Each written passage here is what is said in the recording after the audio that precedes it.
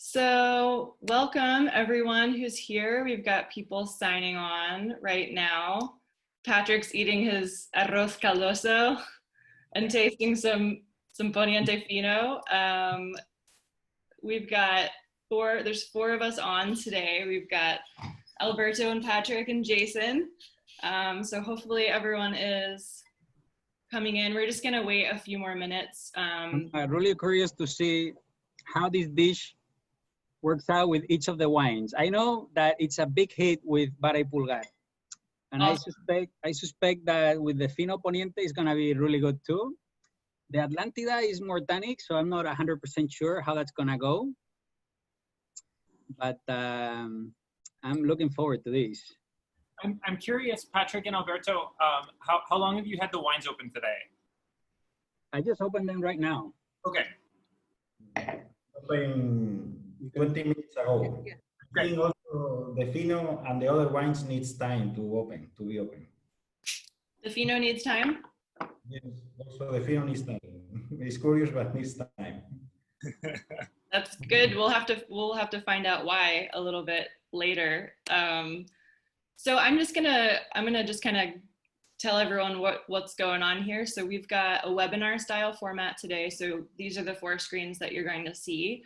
I am going to moderate, hopefully, and keep myself on mute most of the time because this is really a conversation between Alberto and Jason, who have spent a lot of time together, and Jason's actually been to the property that we're going to taste these wines from today. Some of you might see that there's a poll up so we can find out. We'd love to know who is tasting along with us today.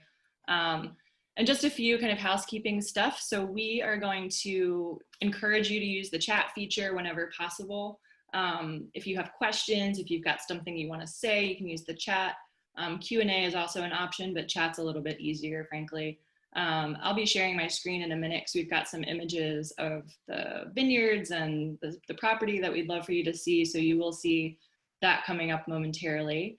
And looks like I can see on the poll I made a mistake. I left Albarino on there from our last Albarino event. If you're drinking Albarino today, awesome. But hopefully you're also drinking Fino and some version of Tintilla. I've got Bara y Pulgar myself. So anyway, if you have any questions, please use the chat. Please feel free to comment and participate. We're so happy that you're here on a Sunday afternoon hanging out with us. Just briefly, I'll introduce Patrick Mata and Alberto Orte, who are the co-founders of Ole Imports. And Alberto is a phenomenal winemaker, which you probably already know if you're here. So I'll let them say a few words and say hi themselves. And then I'd love if Alberto would introduce Jason, who's our guest, and we're thrilled to death to have him here. So thank you all, and I'll be sharing a screen in just a second.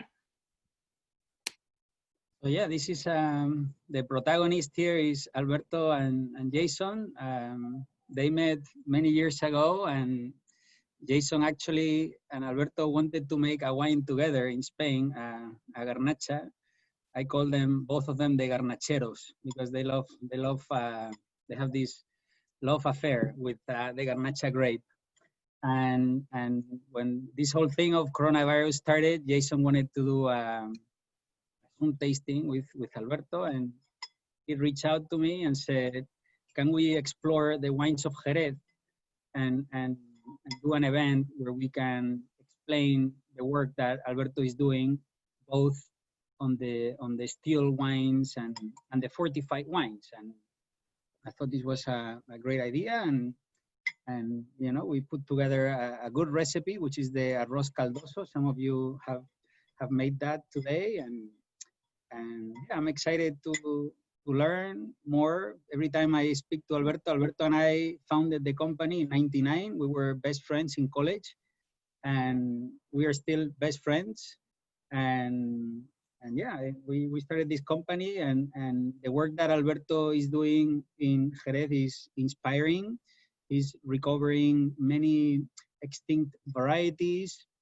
He's testing what the true potential is of Jerez, looking at the past, what Jerez used to be like more than 100 years ago, what type of wines were produced there, what type of grapes were grown, and he's resurrecting many of these ancient clones, ancient grapes that did not exist. Some of the wines that we're gonna be tasting today, the last time they were made was 100 years ago. Like this Tintilla grape is, you know, first producer in the region to bring back this grape in 100 years. So it is a treat to have Jason here, to have Alberto, and again, I've been with Alberto now for 21 years, and every time I hear him, I learn something new. So looking forward to this adventure.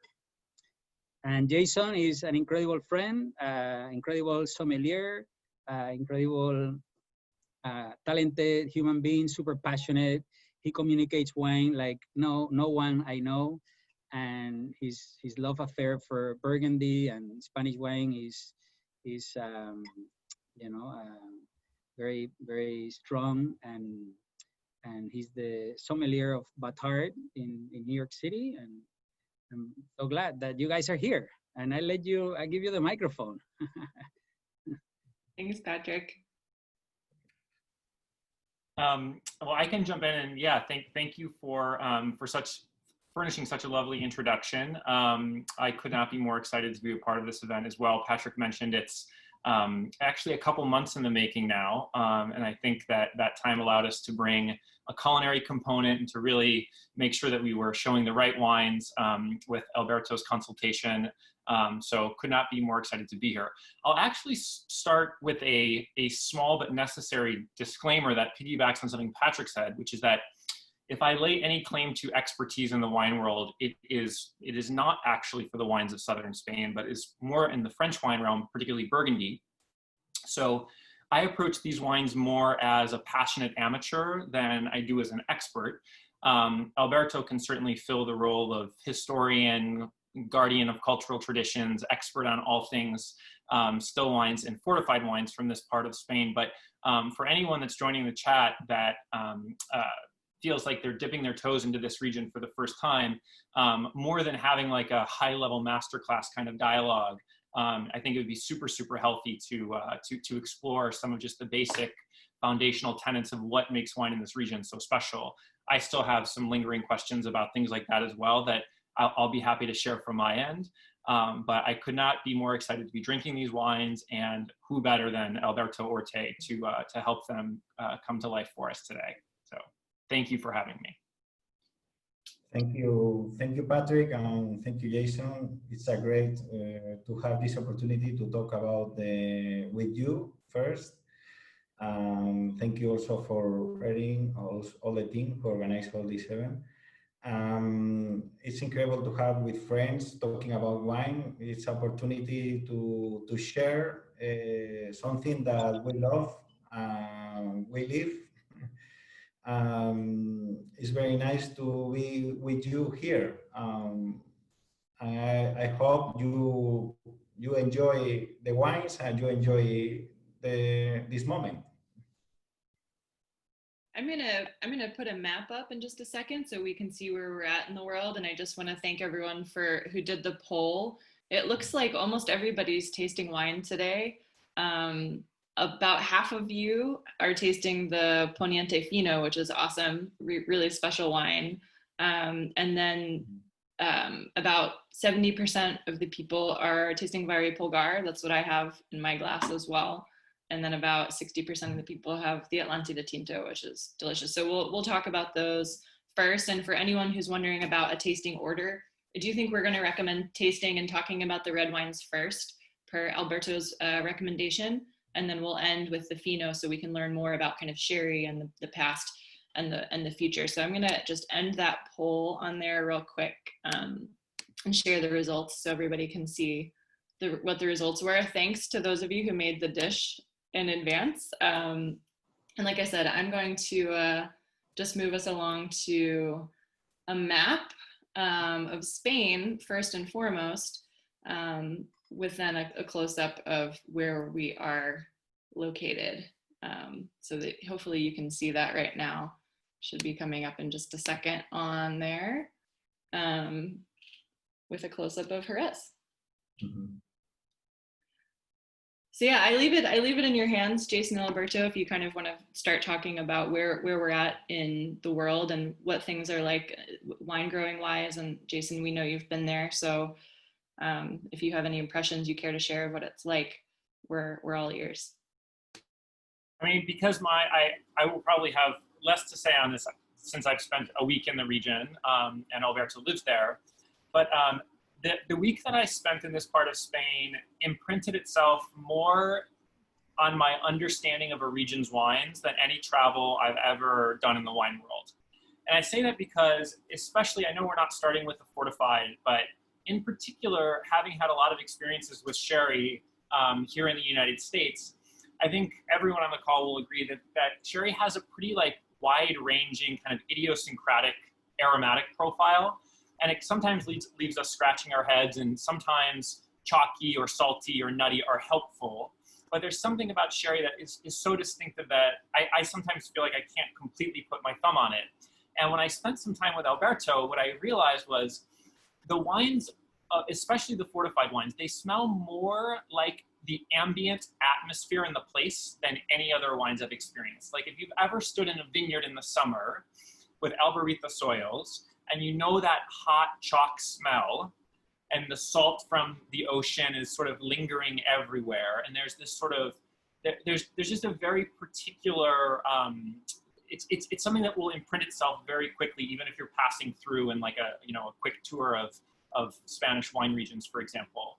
And when I now am enjoying, in particular, again, the fortified wines, but not only the fortified wines, I find myself using place descriptors to describe like an aromatic impression, for example. And I've never had this experience anywhere else. I don't, you go to Burgundy, the wines don't smell like the atmosphere of Burgundy, for example, or really anywhere else. And so I feel like for the edification of my own knowledge and also the precise association of a profile of a wine to something that I feel like I can connect it to concretely, I think that spending time in this part of Spain with Alberto was uniquely gratifying.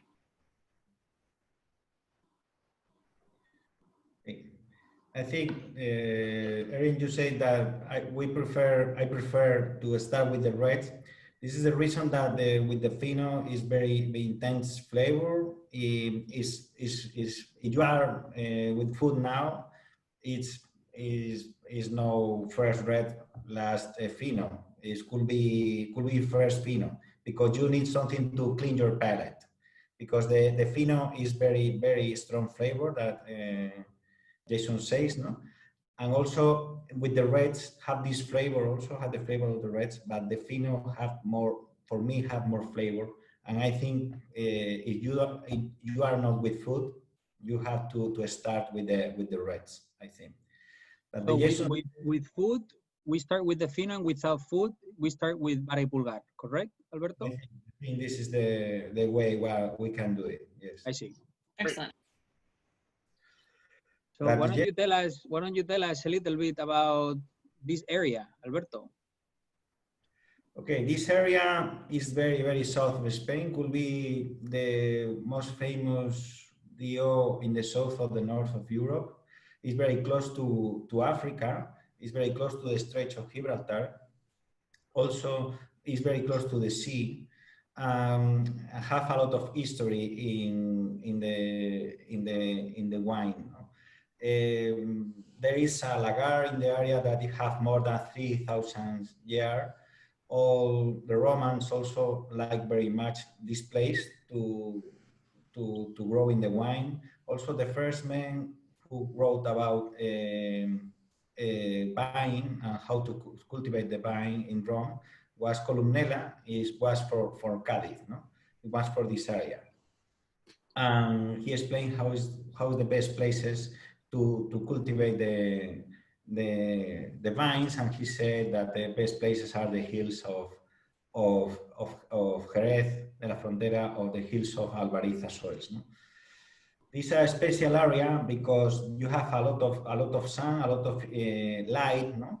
And at the same time you have a soil that makes possible that you can cultivate in a place that is very sunny. Why? Because it's a soil that retains a lot of water, and this is the magic, no? Have a lot of all the wines that you are tasting. You can taste you can taste the sun, the intensity of the sun, and also you can taste the the freshness also of the soil. It's a combination that is very nice for a food or for a wine. The two things, no? The ripeness at the same time the freshness, no? This is the magic of this area, no? The magic of Jerez, no? Jerez is magic because of these two combinations, no? Also, you have the influence of the Great Ocean, the Atlantic Ocean, that is also this brief is very interesting because make the area more fresh. Also, if you go to Seville, it's 1 hour driving. You have a very hot place, but if you are very close to the sea, it's very fresh. No? Also, in the same area, you have very difference of temperature. Like this is the reason that you have two DOs, no? Manzanilla de Sanlúcar and Jerez de la Frontera. This is the difference of the two DOs. Is very close. Is 12 kilometers, but have difference of temperature because the sea. This is a big picture of the area, but I think it's very interesting to explore all the type of sherries and all the wines that you can make in this area. I have a question, Alberto, and Jason, this is my last question. After this is all you. The Fino, right? This is a very different type of Fino, no, than most Finos that are currently made in Jerez. Can you tell us a little bit about all the grape that you use, the Palomino grape, and all the different clones, and why this is so different and so unique from all the other Finos that are made in the region? This is a special Fino. Why? Because the Finos that are selling in whole the world are Finos for a short, not short, but is the time of aging is almost, the minimum is 3 years. No? This is also a Fino who have more than 8 years of aging. There are more Finos than in the area like this, but in the past there are more Finos like this, and now is very little the Finos that have these 8.5 years. And also, in the past of the time, when the companies of sherry is getting bigger, all the buying are a problem because the buying is a problem. Why? Because it's cost, it's money, is for a financial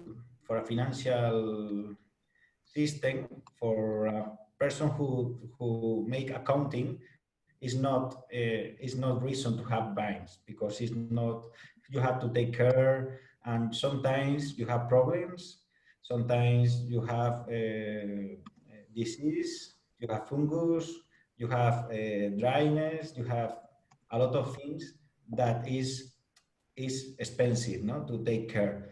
And these wineries is focused more in the process than in the vine. This is the reason that we are more focused in the raw material, in the vines, in the grapes, to make a great sobre tablas, that is a baby Fino, to make a great Fino. This is the difference with other Finos. That's something I'd love to hear Jason's perspective on a little bit later when we're talking about the Fino, is the process wine, right? Sherry versus great wine, still wines, you know, that we normally think about, because I see you nodding and I'm on board with that. Alberto, I wonder if you could tell us just a little bit about how you arrived to this place, why you started making wine here, because the Bodegas Poniente, the sherry project, is more recent. But you started by growing Tintilla, right? And I'm going to try to share a photo of what Tintilla looks like for everyone on here in just a second. But maybe Alberto, if you could give us a little history about how you got started in this place, that would be really awesome to hear about.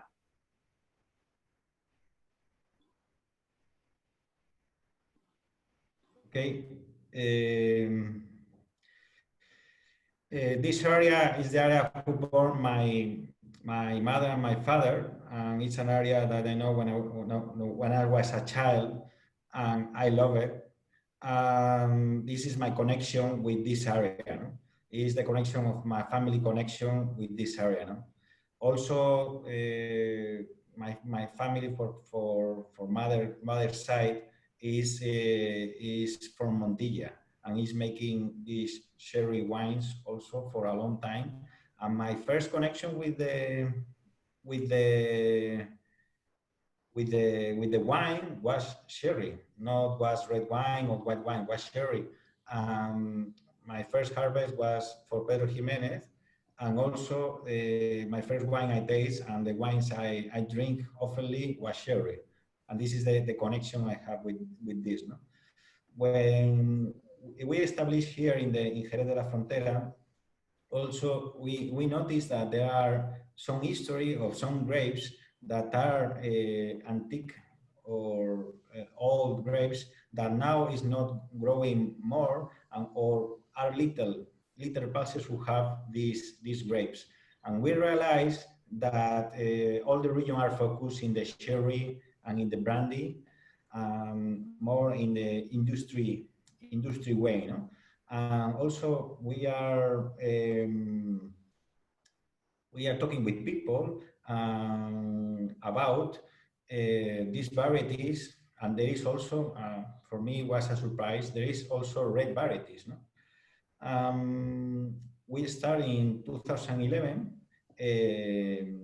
making a wine from Tintilla. No? It's a grape that also is most popular in the Rota side for made a red fortified sweet wine, but the people don't believe to make a red wine in the area. No? And we try to do, the experiment goes very well, and the wine was very interesting because the Tintilla also is very fresh, have very good acidity, and also it transmits very good the soil. No? The minerality have this side of floral, spicy, but at the same time the minerality. No? Yeah, Alberto, you know, having two reds side by side always begs for comparisons, and you know, I understand that as a passionate defender of some of the local traditions that would otherwise be extinct without people like you keeping them alive, among which is the reclamation of these indigenous varietals that are no longer being widely planted. I understand your passion for reclaiming Tintilla and exploring its possibilities in this area, but I think a lot of people would probably have made one wine here, and yet we have two different wines. Can you talk about the you know, just your motivation for making two specific Tintilla-based wines, and also just the number of vineyards that goes into the production of each of them? Okay, there are two wines because there are Valle Pulgar is a blend of different plots, a blend of different soils. The difference is the main difference that Atlántida is a single vineyard, but also is the more pure chalky parcel of Tintilla and also oak. And this is the reason. If you taste the wine side by side, you taste that Valle Pulgar is very pleasant, it's very fresh, it's very light, and have a lot of flavor. But if you taste Atlántida, have more concentration, more sapidity, more intensity than Valle Pulgar. Also, Atlántida aged better than the Valle Pulgar wines that in these years, no? So for 2011, for 2018 wines, no, that we are tasting and comparison, no. And this is the difference. Sometimes you like a wine for enjoy more easily, and this is Valle Pulgar, because also there's only not Albariza pure, also have a little bujeo that is with more erosion, with more organic material in the soil, have a little bit more production, more high yield, and this make the wines less concentrate than Atlántida. Valle Pulgar is come from in the beginning for two different vineyards, and in this is for three vineyards, no? Mainly Pago Albaina, two parcels, one in the Porto Santa Maria, one in Jerez, and one is owned by us in Paguañina. It's very fresh Pagosol, but more recent vineyards. Would you say in general that because Vari Pulgar comes from different plots with different characteristics of the soil, and of course is a blend of those, that Vari Pulgar is generally more drinkable young, and that Atlantida is a wine that maybe ages a little bit further out? Yes, also is not for only is one parcel. Is the most important thing is the concentration of the grapes, and the yield is very low. For example, in Atlantida, sometimes is 2,000 kilos per hectare, 2,500 kilos per hectare. In Valle Pulgar, you have also 6,000, 7,000 kilos, or sometimes 4,000 kilos, depends on the year, no? But you have naturally more concentration of the grapes. No? If you taste side by side, I don't know if you are doing, have more mid palate, the Atlantida, and more weight. Also, I think you have to resolve this wine. No? So 2015 was a is like in Europe, no? More hot vintage, more ripe vintage than other, but you can feel the concentration of the grape, no? Yeah. I think sometimes looks can be deceiving. I mean, these wines look really brooding and concentrated in the glass, and when you taste them, they're surprisingly lifted and upright. So I think both the color and the aromatic profile suggest that you're going to get, you know, really a monster truck on your palate, and the wine is much more nimble. Back before I worked at Guittard, I was working for another restaurant in the same neighborhood with a more kind of broad-ranging wine program, and I used to use both of these wines quite frequently for people who wanted to drink something maybe like a Cabernet Sauvignon or a Malbec or something like that, but just didn't quite want that, like that wallop of you know, big, rich, soft, jammy fruit. And here, I think the feedback that I received over so many years was this is a wine that I always wanted but didn't know how to ask for, right? So you get all of those you know, that powerful dark fruit. You know, this can go toe to toe with lamb or steak or really anything like that. But there's just something that's much more. The wines just they're less fatiguing to drink, I think, than a lot of their full-bodied red wine counterparts in other parts of the world.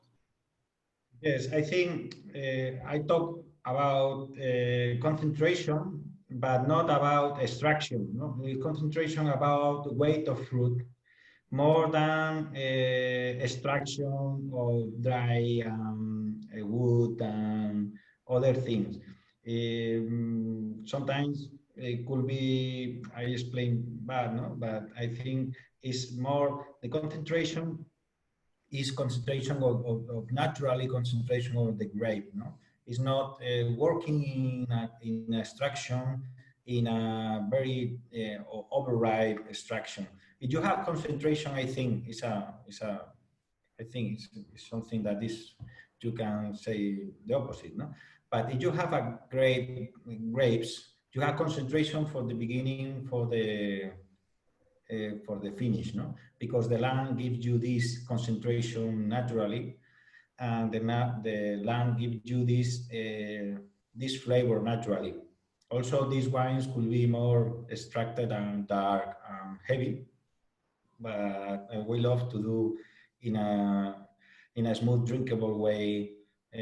Also, you can enjoy and give you pleasure.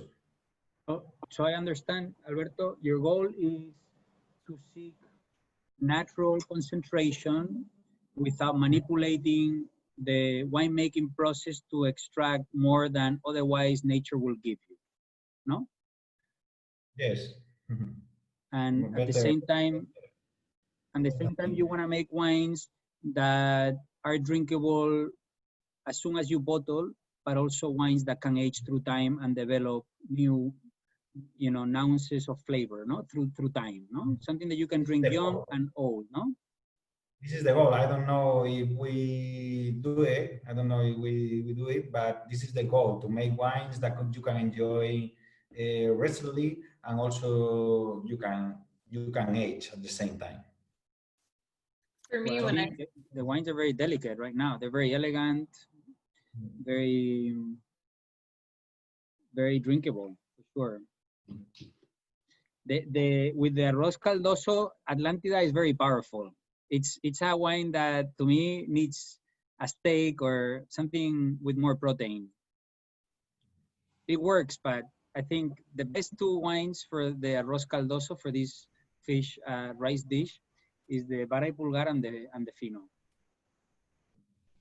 I think it's worth pointing out as well that these are red wines from the south of Spain that are 13.5% alcohol, which is a shocker just in the world of wines, let alone in the south of Spain. And I think when I talk about these wines, Alberto, to people and say, you really need to try this red wine from Jerez, they go, ugh, because they're expecting 16% alcohol and something that's not drinkable, and it's a testament to your style, but also this special place. And I'm going to try to show a few photos of kind of what more of the vineyards look like, and then next I'm going to show some photos of Albariza, because Jason, you were talking about that and you smell it, and maybe those of us who have been to this place or just seeing the image will help you understand what's coming out of your glass right now. So I'm going to share those just a sec. Awesome.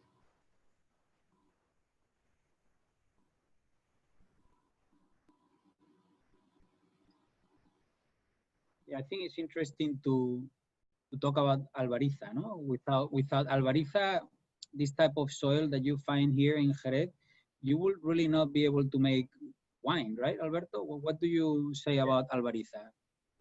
Yes, it's a rock. It's a rock, but it's very soft, and also that you say is made possible to make to growing.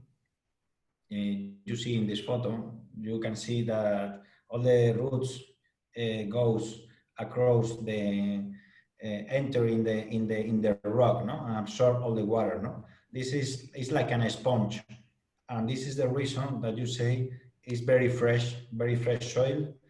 Also, it's the only place in Spain you can have sugar beet for make sugar, no, the sugar beet, no, in dry farming. This is the reason in the north you can't do this, no? Also, sometimes in the dry periods, this soil is better. We make wines, for example, in Galicia and in other places, with the soil in sandy soils is very, the dough is very, it's a disaster, no? But in this soil, if you have a little bit rain, you have a very deep soil, the roots can penetrate a lot of meters inside, also because can broken the soil because it's very soft, and also have a more space to absorb water. And this is the reason that you can have very fresh soil, and also all the roots can penetrate in the all piece of land, no? This is the reason that you can have, or for example, this is very good for wheat. So the better wheats also goes to Italy for this area.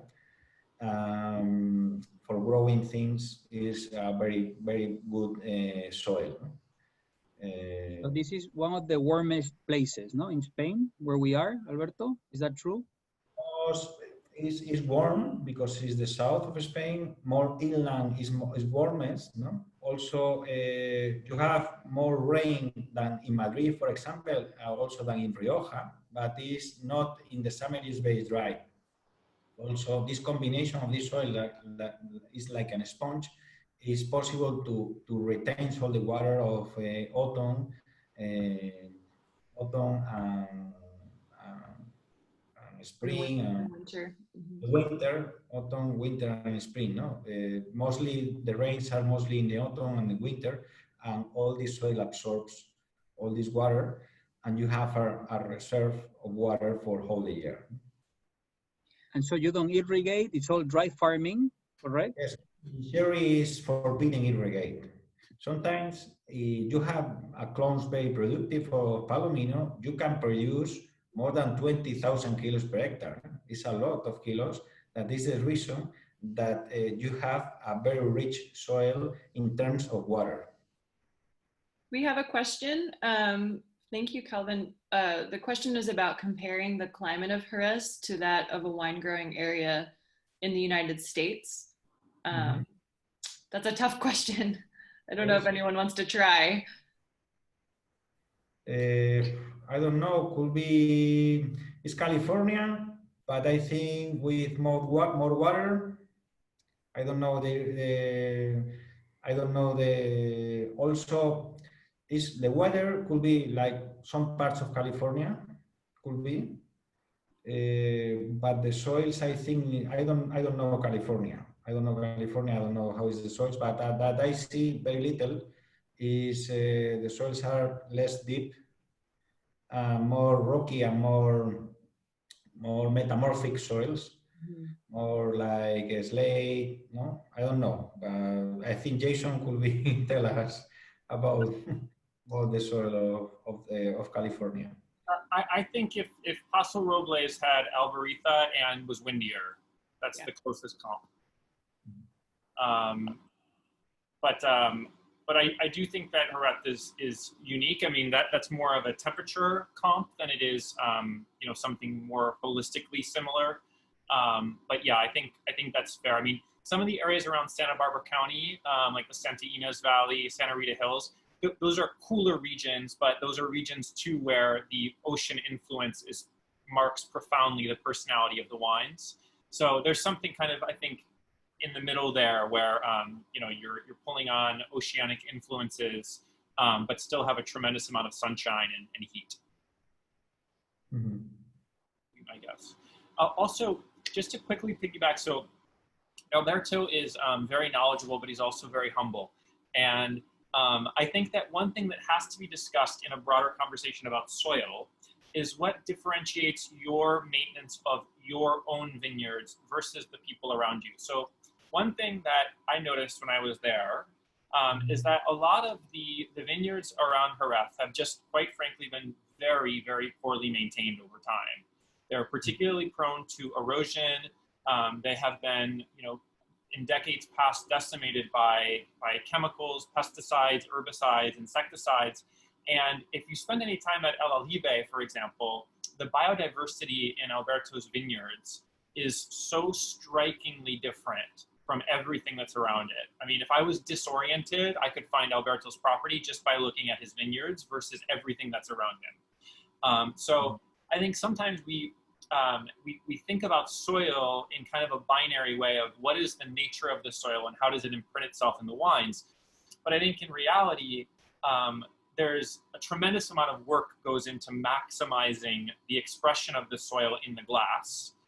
And I'm wondering, Alberto, if you can talk a little bit about that kind of that trend in the last maybe 30, 40 years of really, in some cases, killing the vineyards in some of the most famous pagos around Jerez, and kind of contrast that with your approach to vineyard management. And the price of the grapes in the area are very low. Also, the people are focused more in production and also in spend less money in his properties because don't want to waste more money than they receive. No, and this is the reason that all the people who work the mines are more focused in more production and in more effective viticulture, more technical viticulture. That you say, you know, they are losing the soil first because this soil is very, very soft and you have problems with erosion because I was a lot of herbicides. It's very rich soil and at the same time it's growing a lot of things in the soil. If you have to work with the bad herbs, I don't know in English the words, the weeds is the word. If yes, weeds. you are working against the weeds. It's very difficult in this area. In some areas, like in the Mediterranean, it's less difficult. It's more poor soils, and you don't have a lot of weeds. Here you have a lot of weeds, and you have weeds with very long root, and you have to work for working organic is very difficult, no? And it's very expensive because you have to work a lot against the weeds, no? And also the pesticides also is more simple to work with systemics against the fungus than to work with sulfur and copper. You have to be more precise in with sulfur and copper than systemic, no? And also you have to work more, no? And this is the reason that, Jason, you say, no? And also, but if you give you to the land healthy, you give you health to the land. The land is very generous, no? And for example, this last year, 2019, was very dry would be with the driest in 15 years. And it's very interesting because our plots are have more water than the other because we don't plow. Also, the first we retain more the water with a viticulture in organic way. We have the harvest 10 days later than our neighborhoods because the way you are working, no? If you work the soil, if you work life, also you have ants, you have bacteria, you have all these things. This soil, this is more porous, enter more water and also retains more water. If you plow, it's more difficult. It's more difficult to retain the water. Also, we work with a cover of wheat or it's cereals, not wheat, and also this is the way also to retain more water, no? To have more fresh the plot, no? Jason said is very different. Also comes a lot of good things, also bad things because we have more rabbits than other plot. It's more difficult. We have more birds. So the birds likes to stay in our plots and also eat grapes. We have also owls. We have eagles. We have little birds also to eat, who eat little rabbits. And also, it's a great diversity in the area with good things. Also, we have a lot of snails. We have a lot of snails. It's a problem because they like to eat the vines, no?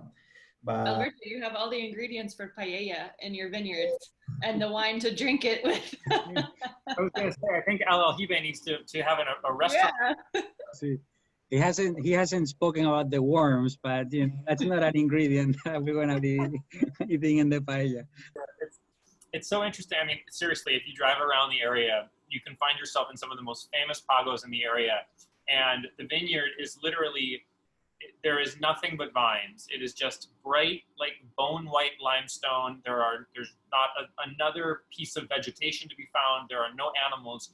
And then you walk into Alberto's vineyards, and to his point, there are insects, there are ants, there are animals. And I think that biodiversity, I mean, I'm not a horticulturalist, so I'll keep my hypotheses reined in here to some degree. But I think at the very least, it creates a much more consistent environment where in an especially rainy vintage or an especially dry vintage, the health of the vineyard makes it much more adaptable to deal with stressful circumstances at unexpected times. And I know that that's something that you've talked about as well. And with respect to the reds, I think, you know, having seen these wines from 2011 onward, of course they're different each vintage, but what you feel is there's a certain there's just a certain baseline that I think has to come from the health and the diversity of the place that the grapes are grown. Jason, you keep mentioning pagos, and I wanted to advance to this image and ask possibly if Alberto can explain what a pago is. I mean, Jason, you talked about, and both of you talked about how old this wine growing area is. This is Spain's first famous wine region. And Jason, as someone who studies Burgundy, seeing a map like this, where everything is in these teeny tiny parcels, is very normal. But in Spain, this is not typical. And so maybe if Alberto, if you can explain pagos, you don't have to go crazy, but just what we're talking about, and you know, you work within this system, but you work in a different way from your neighbors who also have access to these vineyards. Yes, pago is like the crew of France, more or less. It's a specific area of of land that is famous for long time. For example, the names of the pago are also was in the past Roman proprietors. For example, Balbaina is the property of this land, is famous also, is for Balbo. Balbo is a family that is very famous in the Roman Empire. Also, Annina is also for a family that is Annius. Annius is a family from Roman time, also very famous. Also, some Annius are Caesars. Also, there are Macharnudo, other pago. Carrascal also is the name of. In the past was like a type of oak tree. This oak tree is called Carrasca, is Carrascal. But there are specific areas that for the years and the years to vinification, they are separate for understand how the type of wines. No, in the past there are Balbaina and Annina more the fresh pagos, also for the type of soil, but are diverse. But also for is very famous for goes to finos, no? To finos and amontillados, no? But for example, Macharnudo is very famous in the past for amontillados. Carrascal is more famous for make great olorosos. No? But also inside the pagos, there are very different parcels. Also different altitudes. The highest altitudes are in Macharnudo area. The rock are more rocky, more hard, because are more high elevation and more rocky, are more dry. And the difference also of harvest, for example, in the mountain of Macharnudo and Balbaina, could be 2 weeks of difference, no? Of the time of the harvest. More dry areas, more fresh areas.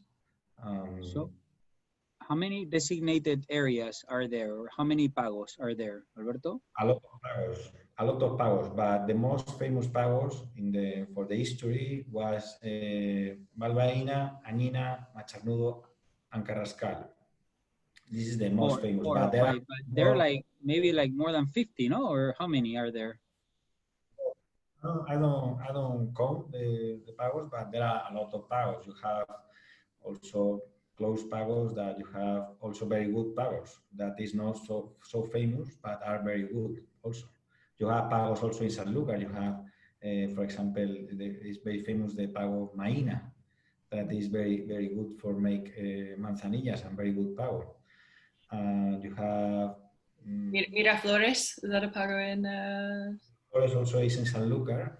The pago is very close to the sea. It's very beautiful pago because you can see all the Guadalquivir and all the ocean also at the same time. But you have Corchuelo, you have a lot of pagos, no? And a lot of this. Sorry, go ahead, Patrick. No, you go. I was going to say a lot of this started. The pago system in this part of the world started because of the sherry trade. And just keeping an eye on the time, I also want to make sure you're able to spend some time, Alberto, talking about sherry and sort of the past and the current environment of sherry, which you said already was very industrial, and what you're doing with Bodegas Poniente that makes it different And Jason already alluded to that, but you know, this map is really helpful. And I'm going to show another image from the sherry bodega as well, so people can see a little bit of what it looks like in there for you.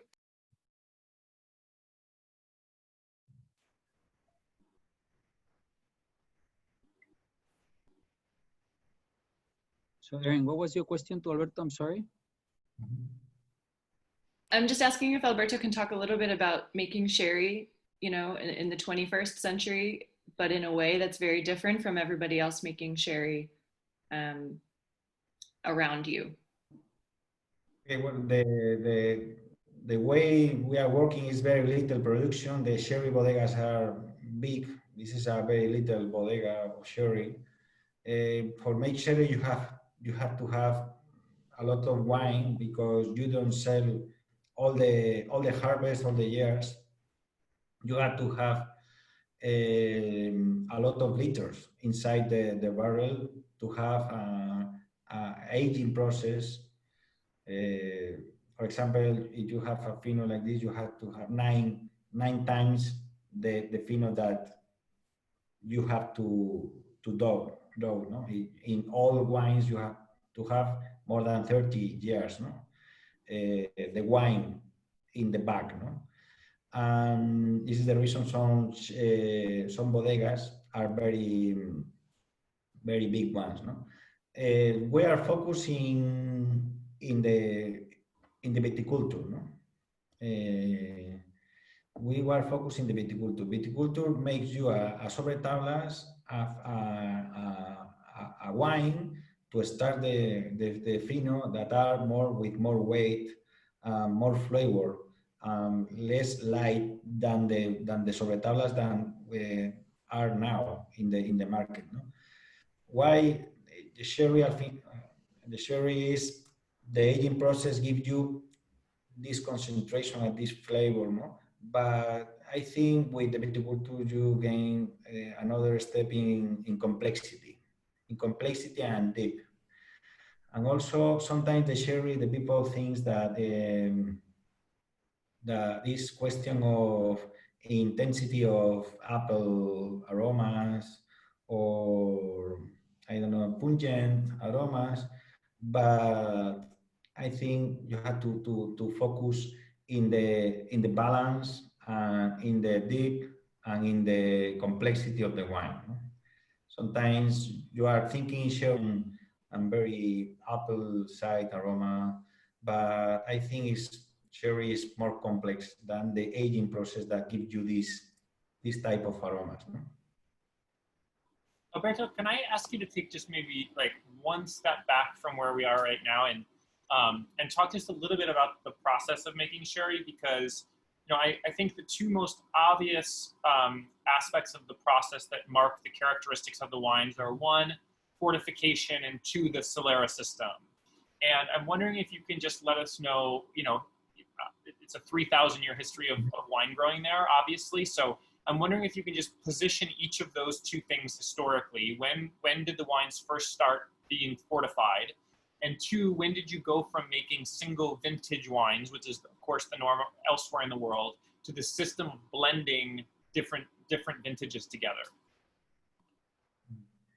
Okay, the sherry have a lot of history. Also, there are moments that they are making red wine, other moments white wine, other moments in the Roman times, I think they are making some herbs and some things in the wine, no? But who makes sherry famous was the British, like who makes the Bordeaux famous and who makes the port famous, no?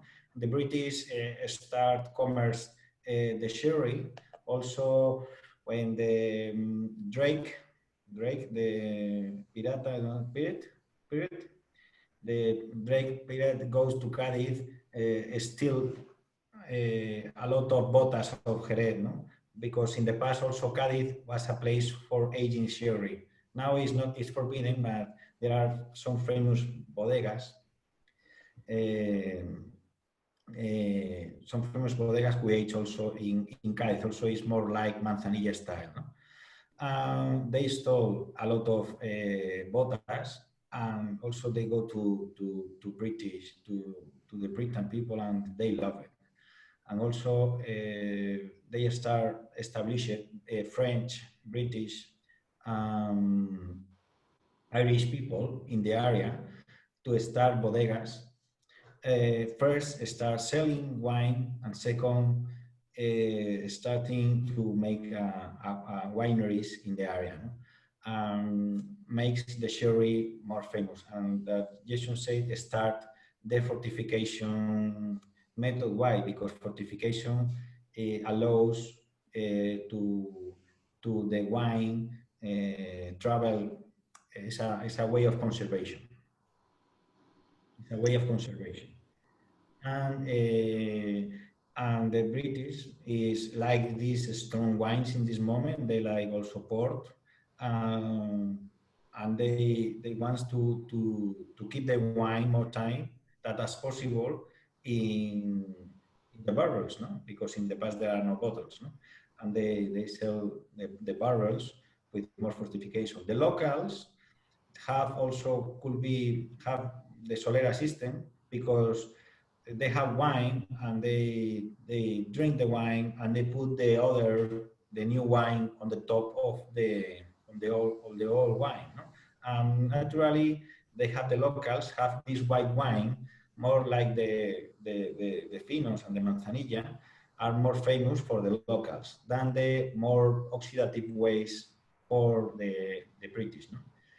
Also, they start the first wines, the sherry exports in the 18th century was the vintage sherry, also with a blend of varieties and with 5% of PX, Pedro Jimenez sweet, like a Madeira style.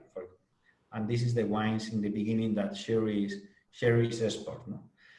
When Napoleonic times, the bodegas stopped selling,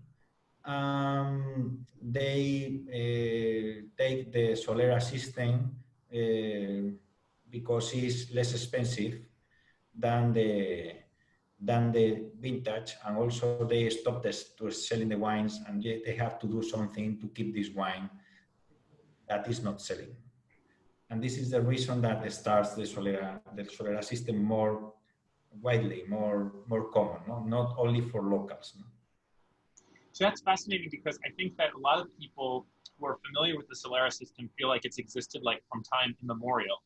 And even though for Americans, the 18th century sounds like it's very distant history, if you imagine a 3,000-year wine growing history, 200 years is what, 6% of that. So we're saying for 95% of the history of this place, there were single vintage wines being made. And this Solera system, even though it has a couple centuries of history, is actually very recent indeed by that standard. And Alberto, I know that one of your projects is to explore the possibility of reintroducing a vintage sherry to the market. And I can actually share a quick personal anecdote to that point. So one day when I was with Alberto, we were driving around and he was griping about the DO, the people who oversee what is legal to do, and from a winemaking perspective, labeling perspective, etc., had been giving Alberto a hard time. He was petitioning to have this añada tradition of single vintage sherries reintroduced. And we're driving, and all of a sudden, Alberto sort of drives into the other lane and starts to sort of turn the car, and the car that was coming toward him stopped.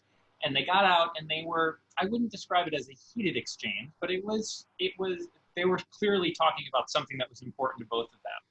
Alberto gets back in the car and says, that was the guy from the DO. And so Alberto saw it as a welcome opportunity to speak his mind in person about getting the single vintage sherry back to the top of the list of priorities when the DO reconvenes. So Alberto will put his mouth where his heart is when it's necessary to fight for what he believes in the area. And I'll always remember that story. On that note, he's also making a vintage sparkling wine in the area. Well, he has made many vintages now. It's not released because it's not legal yet to do so. And he has planted over 30 varieties that are indigenous to the area, but are not yet approved in the appellation, even though those grapes were born in that land, in that geography, and they're not approved by the appellation, so he cannot yet claim what the name of these grapes is. In fact, one of the wines he currently makes, one of the still white wines that he makes that is not fortified, is Atlantida Blanco. It's made with a grape called Vigiriega, which is not yet an approved variety as far as I know, or at least when Alberto started. Approved in Andalucía, but it's approved in the area like Vino de Mesa, not by Jerez. Not by Jerez and not by Tierra de Cádiz. No? So he can bottle the wine, but he cannot display the name of the grape. And we haven't really spoken much about this, but I don't know, 10 years ago, the only grape grown in Jerez was Palomino, and there was only one clone. 99% of the vineyards planted was just one clone of Palomino. Today, there are more than 30 grapes planted in the region, and all of them are in Alberto's property. Some other producers are planting now Vigiriega and Tintilla, but this is something that was started by Alberto about 10 years ago, and it's bringing back something that was lost in the area. And Alberto is too humble, no, to claim those type of, to show that type of work, but is something that will open the region to new wines that were made in the past that have been lost, and is the person to bring that part of history, bring that part of history back to us. Yes, it's the diversity of the area is not so, it's very few. Also, the first clonal selection that is making the area is in Spain, was in this area in Jerez, no? And there are the clones that are planted are more tended to productive clones, no? Because in this moment, the most important thing is the production. That the same in Champagne, the same in Burgundy, and the same in other areas, no. But also the Jerez is not recovered these old plants that is very, very, very little, and also the diversity of the area is very low. Sometimes you have more diversity of Palomino in Galicia or in Canary Island than in Jerez, because the people in Jerez, the vines is kept for 30 years, 30 years, and they take out because they want to have more production. This is also is for the price of the grapes, no? And the system of the area. Alberto, we have a question. So Patrick was talking about the different indigenous varieties, the clones of Palomino, the other varieties like Tintilla, Vigiriega, Blanco. The question is, how many vines do you have currently around the estate? Yes, we have 7 different red varieties of local varieties, and we have 15 different white varieties, no? We have a clonal selection of more than 200 clones of Palomino Fino and Palomino de Jerez, that are 2 varieties, no? Also, Palomino de Jerez is also very strange in the area. There is very few hectares of Palomino de Jerez. In the past, in the old vineyards are blended Palomino Fino with Palomino de Jerez, no? Also, we have 200 different plants, no? And some of the plants is being for all vineyards of the area, this clonal selection. 200 different clones, no, Alberto? 200 different clones. Yeah. 200. How many hectares do you have? How many hectares planted for all these different grapes? 16 hectares. And how many plants? How many plants is that, more or less? How many? Had different type we had different type of plants per hectare, because we have different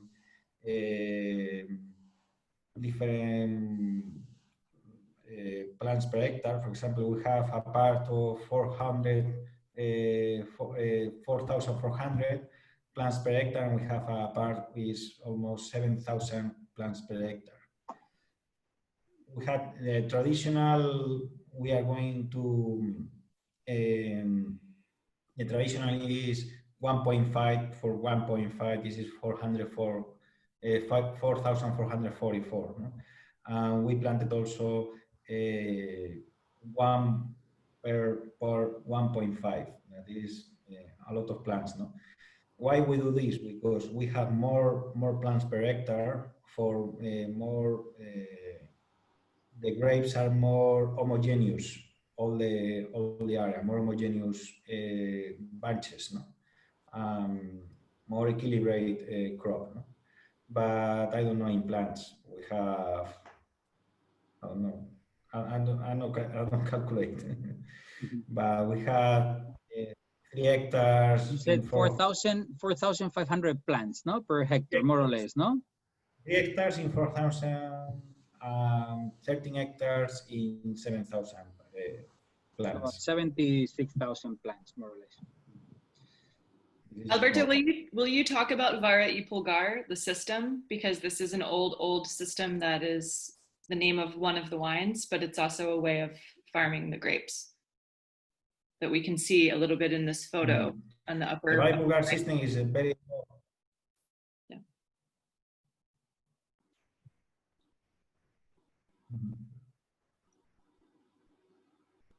Yes, the Vara y Pulgar system is our old system of pruning in the area, but now is for economic reasons, this is going down, this Vara y Pulgar system. Why? Because you have to know, it's more easy to pruning in a Spaldera system, I don't know, in a branch, I don't know in English, no? In a regular system. It's a double cordon.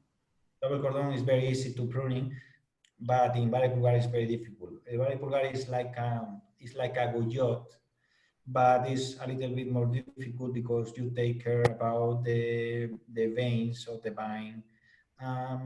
For the aging of this vine could be more long time. And also in a rich soil like this, is a pruning system that goes very well, like the Gouillotte, no? Like Burgundy, no? And you have a Vara that is the cane of the production of the year, and the Pulgar who made the cane of the next year. And you are combining one side of the vine 1 year and other side of the vine the other year. And this is the system. It's more complex, but mostly it's a Gouillotte that is with one cane. No? I don't know if I answered the question. You have a photo. Yes. I think you have a photo. You put a photo of Vara y Pulgar, Eric. I do have one. It's not in this slide deck, but I could show it. I could see if I could show it. If not, this was super fun. Alberto, nice to see you. Jason, this is great. I don't see you guys drinking. I mean, or tasting. I have a question for you. So you mentioned that you thought Atlantida was maybe a little too powerful for the dish. Are you finding it's working better with the Fino? The dish? You mentioned, because we were doing the reds, you said maybe it was a little too powerful for your rice dish, but you thought maybe the Fino would be perfect. I'm curious if it met your expectations. Yeah, both are very different to me. I mean, the Fino and the Vara y Pulgar to me are the best for this rice dish. The Atlantida is more powerful, is more tannic.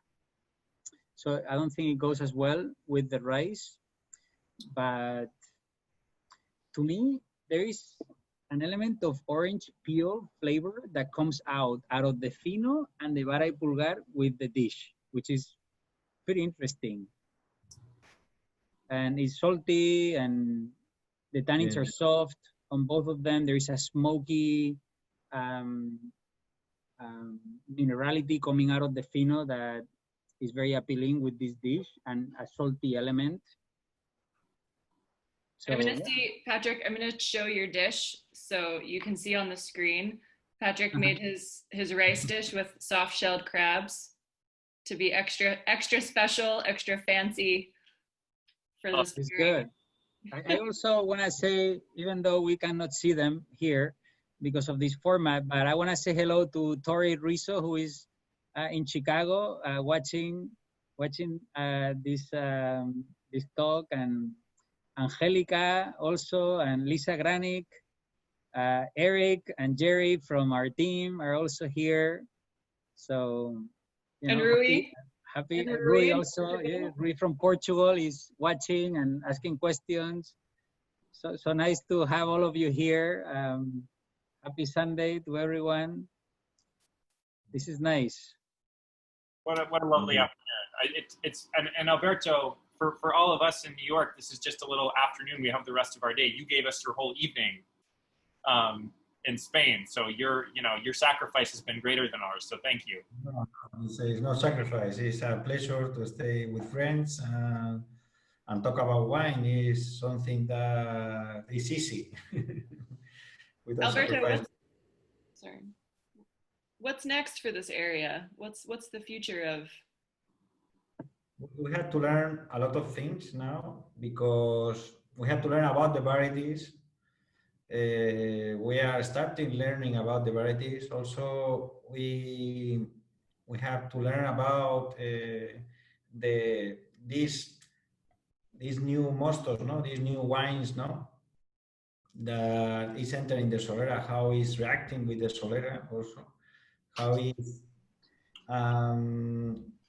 we have a lot of things to do in the area. Not a lot of wines, but yes, a lot of learning about the process, about the varieties, to make better wines if it's possible, to make to be more accurate in the process and to know more about the area and the wines.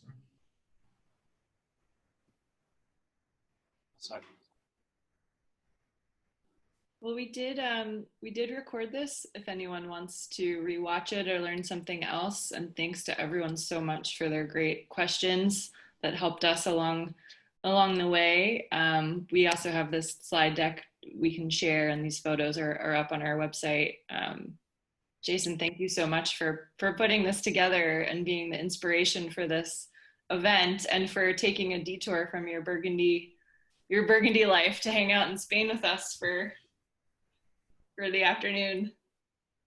Absolutely. If wine is fundamentally at its core about people, Alberto and Patrick are as close to my heart as anyone in this industry, and spending some time with them and connecting with all of you is an absolute pleasure. I could not have been more happy to do this. So well, thank you. Thank you so much. Cheers, Alberto. Yeah. Thank you so much for Cheers. your wines. Cheers to everyone. And for all of you for being here. cheers. Cheers. Happy Sunday, everyone. Happy Sunday. Happy Sunday indeed. I'll talk to everyone soon. We'll see you next time. Bye. Thank you. Buenas noches, Alberto. Buenas noches, muchas gracias. Muy buenas, Alberto. Gracias. Sí, sí. Muchísimas gracias, ha estado muy divertido. Un abrazo. Un abrazo. Venga, Un fuerte Alberto. abrazo. Hasta luego. Cuídate. Ahora vas a cenar, ¿no, Alberto? Pues sí. Vamos a ver cómo están estos y los niños y nos vamos a cenar, sí. ¿Qué hora es ahí? Ahora son las 9:15. 9:15. Pero todavía tiene mucha luz, ¿no? Y aquí es que estamos en el oeste. Increíble. Sí. Estamos con la hora, como tenemos la hora, aquí tenemos la hora que teníamos que tener la de Portugal, la de Rui, que está por ahí. Pero estamos una hora más tarde. Muy bien. I'm gonna go on a hike. I'm gonna go hike. Que vaya bien la comida, que se te ha enfriado el arroz, Patrick. Bueno, me lo he comido casi todo, así que está bien. Ahora tengo un helado aquí esperándome, que ese sí que se ha derretido. Sí, te he metido del todo. Venga, hoy un abrazo fuerte. Cuidado. Venga, Alberto, Hasta buenas luego. noches. Muchas gracias. Hasta Bye, luego. Erin. Thank you so much. Gracias. Bye bye. Chao.